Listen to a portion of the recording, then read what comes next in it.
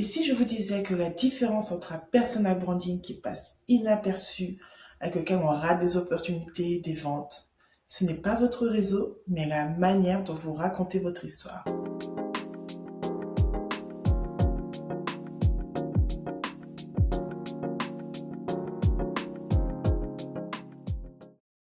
Coucou, bienvenue sur ma chaîne The Upgrade Room. Je suis Noémie, coach en image et spécialiste en personal branding. Et aujourd'hui, je vais vous parler du storytelling. Le storytelling, c'est pas juste raconter une histoire. C'est révéler et structurer un parcours unique pour créer une connexion émotionnelle. Et aujourd'hui, nous allons parler de storytelling. Et le storytelling, c'est quelque chose de très important. Que tu sois employé, cadre supérieur, entrepreneur, CEO, le storytelling, c'est ce qui fera vendre et d'avoir des opportunités. Alors aujourd'hui, assieds-toi tranquillement. Comme d'habitude, prends un thé, un café, de l'eau, du jus, comme tu veux. Et nous allons parler des 10 règles pour créer un storytelling qui vend et qui te fait rencontrer des opportunités. Alors, tout d'abord, le point numéro 1, ce sera l'ancrage émotionnel. Ce qu'on dit dans le storytelling, c'est qu'il ne faut absolument pas commencer par ses diplômes ou son expérience. Pas du tout. On va chercher un ancrage émotionnel. On commence toujours par le point de changement. Ce moment qui a changé votre vie. Par exemple, ça va être la rencontre d'un mentor, ça va être une opportunité gagnée ou même perdue, et raconter une histoire à partir de ce point-là. L'accroche que vous pouvez utiliser, avant je croyais que, puis en fait j'ai réalisé que, voilà, avant je pensais que le storytelling ça ne servait à rien, puis j'ai réalisé qu'un superbe storytelling m'a permis de vendre beaucoup plus. Ça, c'est une belle accroche. Le point numéro 2, c'est la puissance du détail. Et là, c'est très important aussi, le détail. Donc, on va éviter les phrases génériques du style « je suis passionné »,« j'aime si »,« je fais de la course ». Non, on va parler d'autre chose, de plus sensoriel. On va prendre un détail sensoriel concret. Ça peut être lorsque vous travaillez, c'est l'odeur de votre café, ou lorsque vous travaillez dans un café parisien, ça va être l'odeur du café parisien, les discussions autour. Ça peut aussi être dans un parc, le bruit des enfants, le bruit des voitures.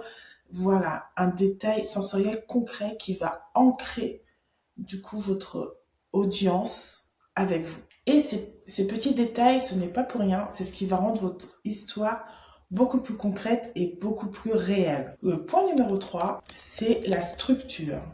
Et cette structure-là, on va l'établir en 3 points. Et c'est cette trame du coup qu'il faudra suivre. Donc, petit 1, le monde avant. Donc, le monde avant, ça concerne le problème. Donc, ce que vous avez rencontré comme problème, ça peut être d'ordre financier, ça peut être d'ordre familial, ça peut être d'ordre physique aussi. Si, par exemple, vous êtes tordu la cheville, si vous avez des problèmes d'argent, si vous êtes au chômage, voilà, toutes ces problématiques-là. Le petit point numéro 2, ce sera la confrontation. Donc, les obstacles. Ça va être, par exemple, une banque qui vous donne pas de crédit. Ça va être, par exemple, la perte de votre travail, ça va être les difficultés liées avec un chef. Voilà. En fait, on est vraiment là dans qu'est-ce qui vous a embêté. Et le petit 3, ça va être le monde d'après. Et c'est la solution que vous apportez. Donc, par rapport à toutes ces 2 problématiques précédentes, qu'est-ce que vous rapportez du coup derrière? Quelle est votre plus-value? Qu'est-ce que ces enseignements vous ont appris? Et lorsque vous parlez de votre storytelling, votre pitch, votre bio LinkedIn doit suivre cette courbe, cette colonne vertébrale. Le point numéro 4, et c'est un point très important aussi, mais très compliqué à utiliser, l'imperfection. Pour certaines personnes, la vulnérabilité, ce n'est pas quelque chose de facile à communiquer, honnêtement. Je pense pas qu'on a tous envie d'être vulnérables face à des inconnus. Alors, le problème, c'est que souvent, on confond vulnérabilité et vulnérabilité stratégique. C'est-à-dire utiliser la vulnérabilité non pas pour que les personnes aient des armes contre nous, mais utiliser notre vulnérabilité de manière stratégique. Il ne s'agit pas de s'étendre sur tous nos points faibles, mais de s'étendre sur certains points faibles qui peuvent nous aider à convertir. Et donc là, ce que je conseille, du coup, en storytelling, c'est de montrer une faille, un doute qui a été surmonté. La vulnérabilité, c'est ce qui va permettre de briser ce miroir de perfectionnisme. Et c'est ce qui va aussi vous permettre de vous connecter à votre audience. Il faut parler de l'appel client, par exemple, que vous avez failli rater, et non pas seulement ceux dont vous avez réussi. Et c'est cette vulnérabilité-là qui va permettre à votre audience de se rapprocher de vous et de dire, ah, cette personne-là, elle est comme vous finalement. Elle a aussi des problèmes. Et ça donne aussi un côté beaucoup plus humain et moins robot. Point numéro 5, c'est l'enjeu personnel. Et dans le point numéro 5, ce qu'on va évoquer, c'est le pourquoi. Pourquoi vous? Pourquoi cette solution? Pourquoi? Le point numéro 5, c'est pourquoi. Pourquoi vous êtes investi dans cette mission? Pourquoi vous avez décidé de faire ceci? Pourquoi vous avez décidé de devenir manager? Pourquoi vous avez décidé de lancer votre entreprise? Voilà. Et quels sont les enjeux? Quels sont les enjeux humains derrière l'enjeu personnel? Voilà, c'est toujours aussi se révéler aussi un peu dans ce pourquoi-là, mais c'est ce qui va permettre de vous rapprocher encore plus de votre cible et toujours de donner cette impression de ne pas être si différent de l'audience. Le point numéro 6, c'est l'économie narrative. Alors, le storytelling, c'est génial, mais c'est encore mieux quand c'est court et percutant. Un bon storytelling doit tenir entre 1 minute 30 et 2 minutes. Il faut être court, précis et avec des mots impactants. Chaque mot doit servir pour une émotion et doit servir pour aller vers votre but. Chaque mot doit servir l'émotion ou le message central. Donc c'est vrai que quand on entend storytelling, on a l'impression qu'il faut raconter tout et absolument tout. Non, non, non. Lorsque vous regardez par exemple le storytelling d'une personne comme Elon Musk ou Steve Jobs ou Bernard Arnault, ça va être des storytelling très très courtes, très très rapides, en success story, mais ça va tenir 2 minutes. Top chrono, c'est pour accrocher l'audience. Donc voilà. Mais je sais que c'est tentant de raconter tout en détail, etc., de se perdre, mais vraiment rester concis.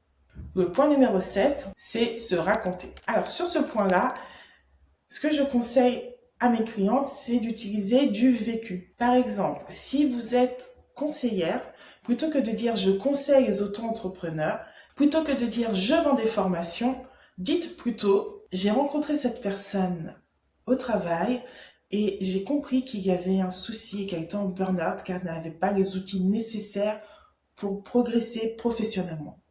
Et ma réponse a été sexy. Voilà.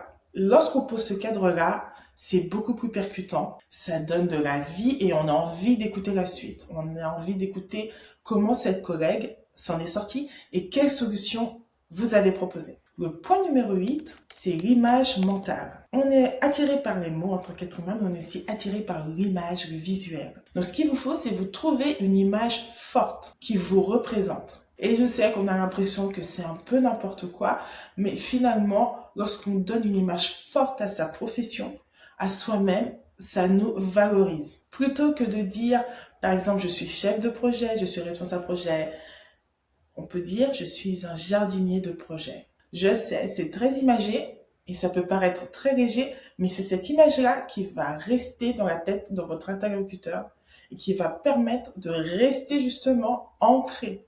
Car il aura cette image de jardinier et il va se poser des questions. Le point numéro 9, c'est la résonance. Lorsque vous racontez votre histoire, elle doit amener à vouloir que l'audience, la personne qui est en face de vous, en veuille encore plus. Donc, elle doit se conclure votre histoire, votre storytelling, par une vision, une ouverture, une question qui engage votre audience vers l'avenir. Ça va être par exemple lorsque vous allez faire votre storytelling, pitcher votre idée auprès de banques, auprès d'investisseurs, ça va être et si ensemble on pouvait continuer.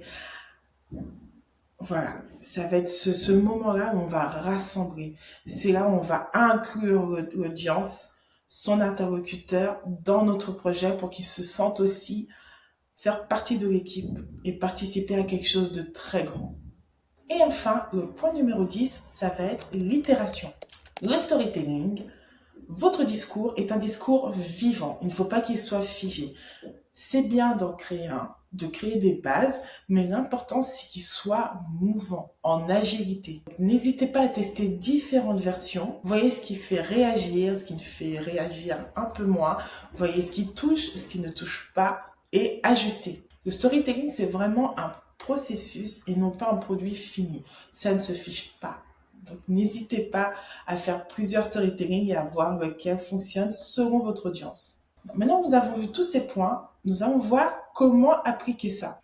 Maintenant que je vous ai dit tous ces petits points-là, je vais voir avec vous, tranquillement, comment l'appliquer. Prenez une feuille et un stylo, et un stylo, et on y va, c'est parti. L'étape numéro 1, sur une feuille ou sur votre ordi, peu importe, écrivez votre moment de changement. Le moment où tout a changé. C'est le point 1. Ceux qui ont suivi derrière, c'est le point numéro 1. Qu'est-ce qui a fait basculer? Le moment de bascule. Prenez votre temps et réfléchissez-y pendant plusieurs minutes. L'étape numéro 2, c'est structurer la colonne vertébrale, donc les 3 actes que nous avons vus. Avant, la lutte, et après. Avant, obstacle, après. Faites ressortir un obstacle concret.